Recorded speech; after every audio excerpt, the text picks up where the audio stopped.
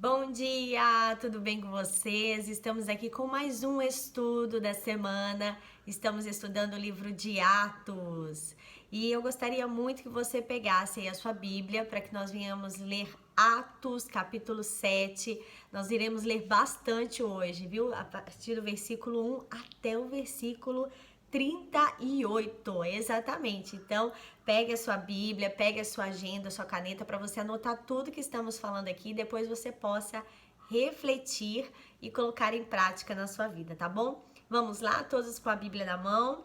Atos, capítulo 7. Lembrando, antes de fazer a leitura, da importância de você deixar o seu comentário sobre o estudo, o que você achou, se você concorda, não concorda, se você quer acrescentar alguma coisa.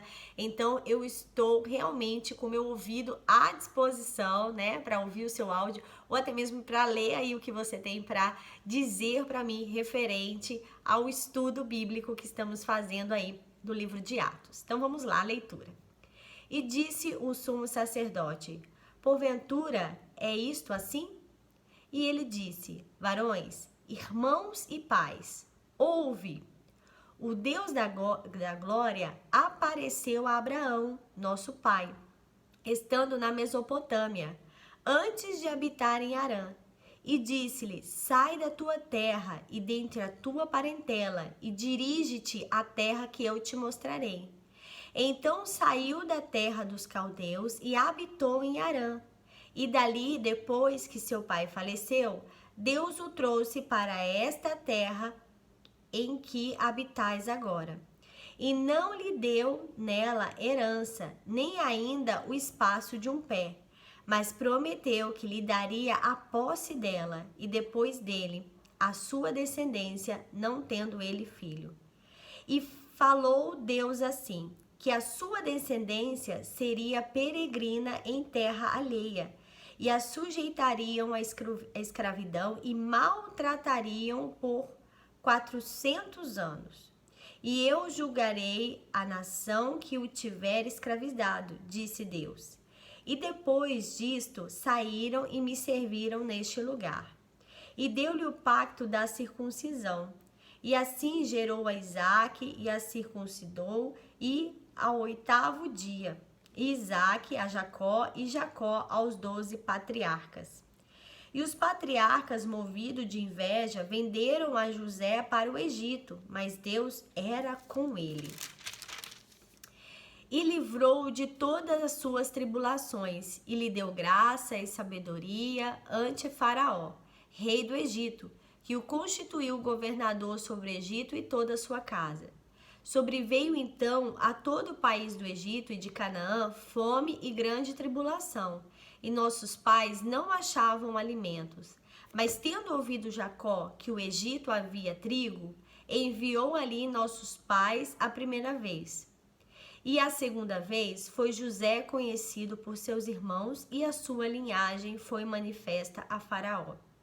E José mandou chamar a Jacó, seu pai, e toda a sua parentela, que era de 75 almas.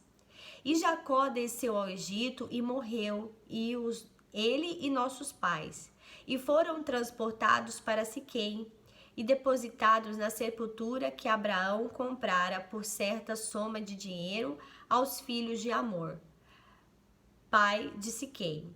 Aproximando-se, porém, o tempo da promessa que Deus tinha feito a Abraão, o povo cresceu e multiplicou no Egito, até que se levantou outro rei que não conhecia José.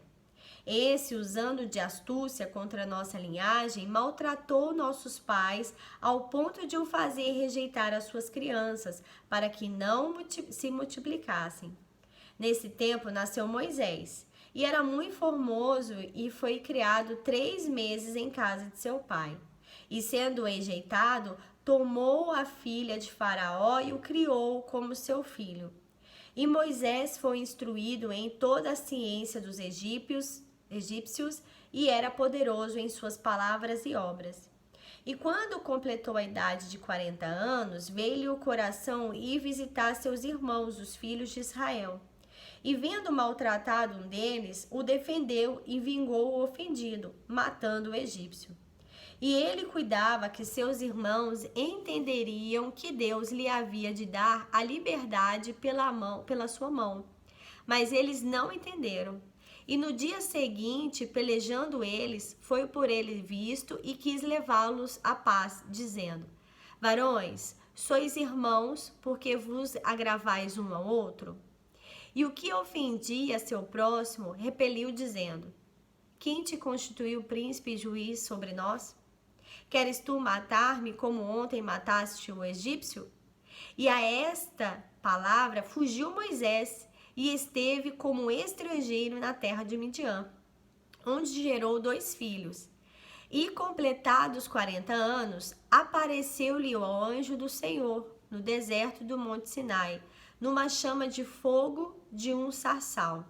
Então Moisés, quando viu isso, se maravilhou da visão e, aproximando-se para observar, foi-lhe dirigida a voz do Senhor, dizendo: Eu sou o teu Deus, o Deus de teus pais, o Deus de Abraão, o Deus de Isaque, o Deus de Jacó. E Moisés, todo trêmulo, não ousava olhar. E disse-lhe o Senhor: Tira a sandália dos teus pés, porque o lugar em que estás é terra santa. Tenho visto atentamente a aflição do teu povo que está no Egito, e ouvi os seus gemidos, e desci a livrá-los. Agora, pois, vem enviar-te-ei ao Egito. A este Moisés, ao qual haviam negado, dizendo: Quem te constituiu príncipe e juiz? A este enviou Deus como príncipe e libertador pela mão do anjo que lhe aparecera no sarçal. Foi este que nos conduziu para fora, fazendo prodígios e sinais na terra do Egito, no Mar Vermelho e no deserto por 40 anos. Este é aquele Moisés que disse aos filhos de Israel: O Senhor vosso Deus vos levantará dentre os vossos irmãos um profeta como eu, a ele ouvireis. Este é o que esteve entre a congregação do deserto, como o anjo que lhe falava no Monte Sinai, e com nossos pais, o qual recebeu as palavras de vida para nos las dar. Então, gente, olha que forte essa palavra de Atos, capítulo 7 aí, né, até o versículo 38. Vários assuntos são abordados, eu vou fazer aqui um resumão para vocês. Então, quando nós lemos aqui, nós podemos entender que quando Estevão, ele está falando com o povo, ele diz assim, ó: Irmãos e pais, ouve. Preste atenção no que eu tenho para dizer para vocês. E ali ele traz à memória a promessa que Deus tinha desde a época de Abraão. Ali ele traz à memória a todos ali a importância, o fundamento do evangelho, né? Por que que Jesus morreu na cruz do Calvário? Para que hoje nós tivéssemos vida. Exatamente isso. Então Estevão estava trazendo a memória deles: ei, nós temos uma promessa, nós temos algo para viver. E Deus está no controle de todas as coisas. Você pode ver que toda a história, ela se encaixa uma na outra, nos trazendo ensinamentos, conhecimentos, sabedoria, para que possamos viver uma vida alegre nesse tempo. Então, veja a importância de nós aprendermos a praticar o amor, né? Quando ele fala da vida de José, quando ele fala da vida de Moisés, a gente vê o amor envolvido de mãe para filho, de filho para mãe, de uma pessoa para uma nação, do povo para com Deus, de Deus para com o seu povo. Então, como é importante nós cultivarmos o amor, como é importante nós cultivarmos a paz, porque por mais que estejamos vivendo em momentos de tribulação, de dificuldade, estejamos sendo afrontados, todos desejam viver em paz, né? Então veja como é importante, todos estão em busca da paz, o nosso interior clama por paz. E é exatamente isso que Deus veio nos trazer. Paz em meio à guerra, paz em meio à dificuldade. É isso que a gente encontra em Abraão, é isso que a gente encontra em Isaac, é isso que a gente encontra em Jacó. Paz em meio à dificuldade. E a tolerância. A tolerância ela é muito importante porque nem sempre as pessoas, ou posso dizer que quase nunca, as pessoas terão a mesma opinião que você. E aí é a hora de colocarmos em prática a tolerância. Saber respeitar a opinião do outro, entender que cada um tem um propósito e que se alguém se desvia desse propósito, com certeza Deus vai arrumar uma estratégia de trazer essa pessoa de volta. Então precisamos ter tolerância. É o que aprendemos aqui com o livro, né, de Atos, capítulo 7.